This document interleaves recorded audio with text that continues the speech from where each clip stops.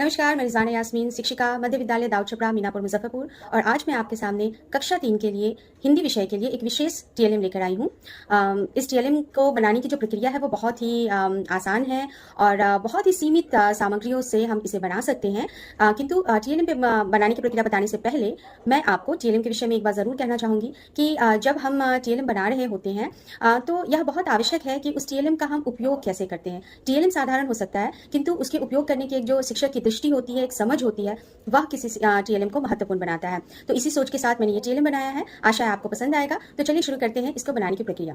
तो चलिए मैं आपको अब सामग्री के बारे में बताती हूँ। आप देख सकते हैं कि यहाँ पर मेरे पास ये गत्ता उपलब्ध है, जिसे कार्टून भी कहते हैं, और ये साधारणतः सभी घरों में और विद्यालयों में उपलब्ध होता है। इसको आप इस तरीके से काट लें कि ये बुक के कवर की तरह निकल जाएगा। आप देख सकते हैं, और यह इस टीएलएम की सबसे मुख्य सामग्री है। इसके अलावा यहाँ पर देख सकते हैं ये पेन है, स्केल है, कैंची है, फेविकॉल है, ये कलर स्केच पेन है, जो साधारणतः हमारे विद्यालय और बच्चों के पास उपलब्ध रहता है। ये कलरफुल टेप है, जिसका मैं डेकोरेशन के इस्तेमाल करूंगी। और दूसरा जो महत्वपूर्ण सामग्री है वो यह है हमारे चार्ट पेपर। आप अलग अलग प्रकार के चार्ट पेपर का इस्तेमाल कर सकते हैं। जितने चार्ट पेपर का आप इस्तेमाल करेंगे, आपका टीएलएम उतना ही आकर्षक बनेगा। चलिए अब आपको इसको बनाने की विधि बता देती हूँ। यहाँ हम देख सकते हैं कि हमने जो ये गत्ता बुक की तरह बुक के शेप में काटा था, आप देख सकते हैं। इसको इस चार्ट पेपर में रखकर और इसके शेप से हम इसको चिपका लेंगे। इस प्रकार से इसमें रखकर और हम अंदर और बाहर दोनों से इसे चिपका लेंगे।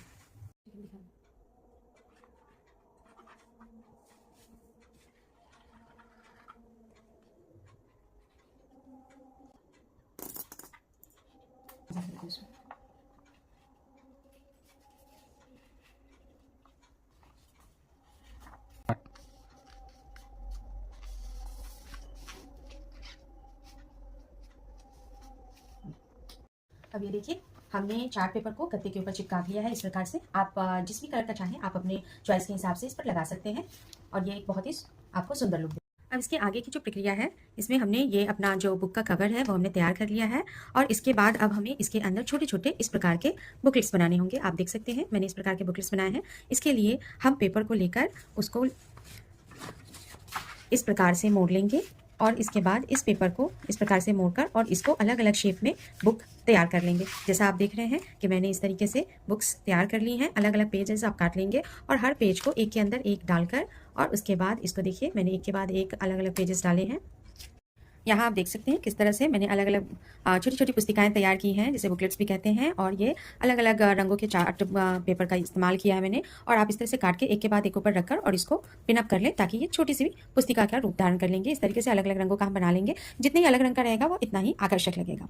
अब इसके पश्चात इन सारे बुकलेट्स को हमारी जो बुक का कवर हमने बनाया है, पुस्तक का जो हमने ऊपर का कवर पेज बनाया है, उस पर चिपकाएंगे। वह कैसे चिपकाते हैं आइए देखते हैं। अब हम इन छोटे छोटे बुकलेट्स पे इस तरीके से फेविक्विक लगा लेंगे, ताकि इसको हम पेज पर अच्छे तरीके से चिपका सकें। ये मैं आपको यहाँ पर करके दिखाती हूँ। आप देख सकते हैं मैंने इस पर फेविक्विक अप्लाई कर लिया है, और इसको अच्छे तरह से फैला दें ताकि वो बुकलेट पर अच्छी तरीके से चिपक जाए। ये मैंने कर लिया है, और अब इसे आप स्थान कहाँ पे चिपकाएंगे या पहले ही तय कर लें, ताकि बाद में आपको चिपकाने में परेशानी ना हो। ये आप देख रहे हैं मैंने यहाँ पर पेंसिल से पहले मार्क कर लिया है, ताकि बाद में वो ऊपर नीचे ना हो। और इस प्रकार हमने एक बुकलेट को इसमें चिपका दिया है, और इसी तरीके से आप बाकी दूसरे बुकलेट्स को भी इसमें आराम से इसी प्रकार चिपका सकते हैं। ठीक है,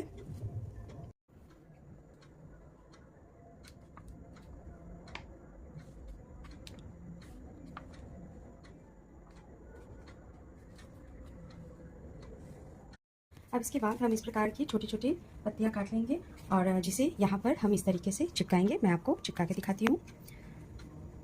इसके पीछे आप जिस हिस्से को चिपकाना चाहते हैं उसके पीछे आप फेविकॉल लगा लें,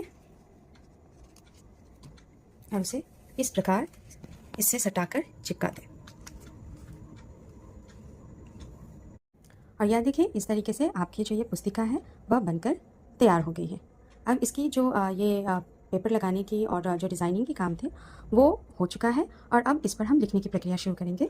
इसमें हम 2 अक्षर और 3 अक्षर के शब्द लिखेंगे, जिसको मैं आपको एक एक करके बताऊंगी। अब आप देख सकते हैं यहाँ पर हमने अपनी जो छोटी छोटी पुस्तिका बनाई थी, बुकलेट्स बनाए थे, उसको यहाँ पर चिपका दिया है, और साथ ही ये और भी अधिक सुंदर दिखे इसके लिए छोटे छोटे कागज़ के फूल बना के उसको भी मैंने लगा लिया है। डेकोरेशन आप अपने हिसाब से कर सकते हैं। इसके अलावा एक और चीज़ यहाँ पर आप देख सकते हैं कि ये जो बुकलेट्स हमने बनाई है इस पर भी अलग तरीके से आप डिज़ाइनिंग कर सकते हैं, जिससे ये और आकर्षक लगे। जैसे आप देख सकते हैं यहाँ पर मैंने इस पर ये जिगजैग की लाइन बना दी है, जिससे ये और अधिक सुंदर लगेगा। इसी प्रकार सारे बुकलेट्स के ऊपर ऐसे डिज़ाइंस बना लें तो यह और अधिक आकर्षक लगेगा। जिस प्रकार मैंने ये बनाया है उसी प्रकार आगे सभी बुकलेट्स पे मैं ये जिगजैग की लाइंस बना लूँ। अलग अलग आप स्केच पेन का प्रयोग कर सकते हैं जिससे ये अधिक सुंदर और आकर्षक लगेगा। अभी आप देख सकते हैं कि मैंने सारे बुकलेट्स पर डिजाइनिंग कर दी है जिससे ये और अधिक आकर्षक लगने लगा है। अब इसके बाद हम इन बुकलेट्स पे जो हमारे 2 अक्षर और 3 अक्षर के शब्द हैं वो लिखेंगे। इसे आप बुकलेट को चिपकाने के इसे आप पहले भी लिख सकते हैं, मैंने चिपका के इसके बाद लिखा है। तो चलिए अब इस पर एक एक करके हम 2 अक्षर और 3 अक्षर के शब्द लिखेंगे। जिससे सबसे पहले यदि मैं शुरुआत करूँ तो मैं यहाँ पर लिखते समय हमें इस बात का ध्यान देना है कि हम वैसे शब्दों का चयन करें जिससे कुछ शब्द ऐसे होने चाहिए जिससे बच्चे पूर्व परिचित हैं और कुछ नए शब्द होने चाहिए जिससे वो नए शब्द को सीख सकेंगे।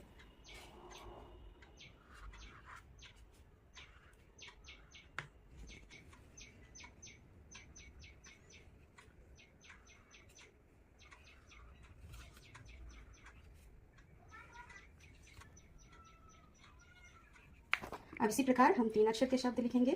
जैसे बच्चों हमारे जो स्कूल के बच्चे होते हैं सबसे पहले वह कमल शब्द से परिचित होते हैं, इसलिए मैं सबसे पहला शब्द वो लिखती हूँ ताकि वो परिचित शब्द से जुड़ सकें। अब आप देख सकते हैं कि ये हमारा जो टीएलएम है वो अंदर से पूरी तरीके से बन के तैयार हो गया है और अब हम इसकी बाहरी डिज़ाइन की तरफ जाएंगे। यहाँ पर आप देख सकते हैं मैंने इसको ग्लिटर पेपर का इस्तेमाल किया है। यहाँ आप देख सकते हैं मैंने ग्लिटर पेपर का इस्तेमाल किया है और यहाँ कागज़ के फूल लगाए हैं। इसके अतिरिक्त यहाँ पर आप अपने टीएलएम का शीर्षक लिख सकते हैं और जो भी अतिरिक्त जानकारी आप यहाँ पर देना चाहते हैं वो इस पृष्ठ पे आप लिख सकते हैं और अपने हिसाब से जैसी आपकी रुचि हो, जैसी आपकी पसंद हो, उस तरीके से इसको डिज़ाइन कर सकते हैं। अब इसके साथ आप देख सकते हैं कि मैंने आगे की डिज़ाइनिंग कर दी है और हमारा ये टीएलएम पूरी तरीके से बनकर तैयार है। ये आगे मैंने इसकी डिज़ाइनिंग कर दी है, यहाँ आप देख सकते हैं। अब ये टीएलएम पूरी तरीके से तैयार है, तो आप भी इस प्रकार का टीएलएम आराम से बना सकते हैं। चलिए अब हम लोग थोड़ी चर्चा कर लेते हैं कि जो टीएलएम हमने बनाई है इस टीएलएम का किस तरीके से उपयोग कर सकते हैं। मैंने इस टीएलएम की शुरुआत में ही आपसे ये बात कही थी कि टीएलएम साधारण भी हो सकता है किंतु एक शिक्षक उसका किस प्रकार से उपयोग करता है, कितनी तरह से उपयोग कर सकता है या किसी टीएलएम को महत्वपूर्ण बनाता है। तो इस हिसाब से इस टीएलएम से जो उपयोगिता मेरे हिसाब से मुझे जो समझ में आई है वह मैं आपको बताती हूँ। आपकी अपनी भी दृष्टि हो सकती है, अपनी भी समझ हो सकती है, उससे आप और भी इसका विकास कर सकते हैं और अपने हिसाब से इसका उपयोग कर सकते हैं। सबसे जो प्रत्यक्ष इसका उपयोग है वह है इसमें कि इससे बच्चों में शब्द भंडारण बढ़ेगा। जैसे इसमें हमने 2 अक्षर और 3 अक्षर के जो शब्द किए, लगभग 100 शब्दों का भंडारण किया है जिसमें कुछ परिचित शब्द और कुछ अपरिचित शब्द हैं। इससे क्या होगा कि बच्चे पहले जुड़ेंगे परिचित शब्दों से, फिर अपरिचित शब्दों से वो नए शब्द को सीखेंगे और जब शब्द सीखेंगे तो उस शब्द का जब उपयोग करना हम उन्हें सिखाएंगे तो इस तरीके से उनमें वाक्यों के निर्माण करने की क्षमता विकसित होगी और उनमें बातचीत करने की प्रवृत्ति बढ़ेगी और खुद को अभिव्यक्त करने की जो क्षमता है उसका भी विकास होगा। तो यह इसका एक मुख्य जो हमारा इसका आउटकम है, जो लर्निंग आउटकम हम इस टीएलएम से प्राप्त करना चाहते हैं, वो मुख्य लर्निंग आउटकम यही है कि शब्दों का भंडारण का विकास होगा और साथ ही बच्चों में वाक्य बनाने की क्षमता का विकास होगा। यह तो हो गया इसका प्रत्यक्ष। अब अप्रत्यक्ष क्या क्या चीजें हम सिखा सकते हैं। जैसा कि मैंने बताया कि इसमें परिचित और अपरिचित नए और कुछ हिंदी के जो और अन्य शब्द हैं वैसे प्रयोग किया गया है जिनसे बच्चे पूरी तरीके से परिचित नहीं है। तो वैसे शब्दों से वो क्या करेंगे कि खुद को जोड़ेंगे और इसमें अलग अलग परिवेश के शब्द भी हैं तो उनमें जो एक भाव विकसित होगा, भाषा के विभिन्न रूपों को वो समझेंगे। यह मुख्य बात है। इसके अलावा जब हम भाषा बच्चों को पढ़ाएंगे तो उसमें लिंग है, उसका उच्चारण है, ये सारी चीजें बताएंगे जो कि एक शिक्षक साधारणतः हिंदी पढ़ाते वक्त बच्चों को बताता ही है। अब एक मुख्य बात जो आजकल हमारी शिक्षा नीति में विशेष रूप से सम्मिलित की है, नैतिक मूल्य, कि जो हम बच्चों को सिखाएंगे उसका नैतिक मूल्य क्या होगा। अब यदि नैतिक मूल्यों की बात करें तो भाषा के विभिन्न रूपों को देखकर और नए नए शब्दों को देखकर वह यह जानेंगे, हम उन्हें यह बता सकते हैं कि इसमें कई ऐसे शब्द हैं जिसका हम बहु रूप से प्रयोग कर सकते हैं। जैसे एक शब्द है कमर। कमर साधारण अर्थ में तो कमर ही होती है, इसके अतिरिक्त उर्दू में यदि कमर की बात करें तो वहां पर कमर का मतलब चांद हो जाता है। तो इस तरीके से बहुत से ऐसे शब्द हैं जिससे हम भाषा की विभिन्नताओं में बच्चों में एक मौलिक नैतिक मूल्य यह विकसित कर पाएंगे कि भाषाएं चाहे अलग हो, सबका भाव एक होता है और भाषा का जो मुख्य उद्देश्य होता है वह संप्रेषण है। हम अपनी बातचीत दूसरों को समझा सकें और दूसरे की बातचीत को समझे। इससे उनमें जो हमारे भारत की विशेषता है, अनेकता में एकता और विविधता, इन सारी विषयों से वो जुड़ सकेंगे। तो यह एक नैतिक मूल्य से विशेष निकलता है। अब टीएलएम का कुछ विशेष प्रयोग बच्चे कैसे कर सकते हैं उसके बारे में मैं आपको थोड़ा सा बता देती हूँ कि जैसे यह टीएलएम जो है इसमें आपने देखा कि हमने छोटे छोटे बुकलेट्स बनाए थे, छोटी छोटी पुस्तिका बनाई थी। वैसे पुस्तिका बच्चे खुद से भी बना सकते हैं और वह उसे छोटा शब्दकोश के रूप में उपयोग करते हैं, तो यह उनके लिए बहुत ही लाभकारी सिद्ध होगा। इस प्रकार से गणितीय अवधारणा भी उनमें विकसित हो सकती है, क्योंकि हमने इसमें जो आयत के रूप में, वर्ग के रूप में जो कागज को काटा है, उसकी संख्याओं को जोड़ा है, समूह बनाया है, इससे उनमें गणितीय अवधारणा का भी विकास होगा। तो इस तरीके से जो हम